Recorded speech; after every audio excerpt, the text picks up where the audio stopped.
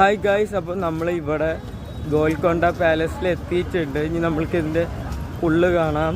ഇങ്ങനെ നിറയെ ചെടിയും കാര്യങ്ങളും ഒക്കെ നല്ല വൈബായിട്ടുണ്ട്.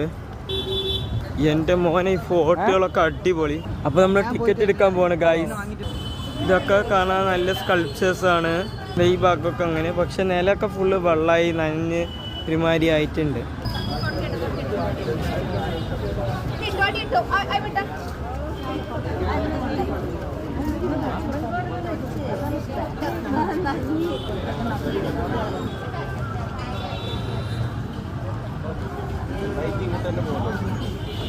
ഈ സ്ഥലത്ത് വൃത്തിയൊന്നും നിങ്ങൾ പ്രതീക്ഷിക്കേണ്ട.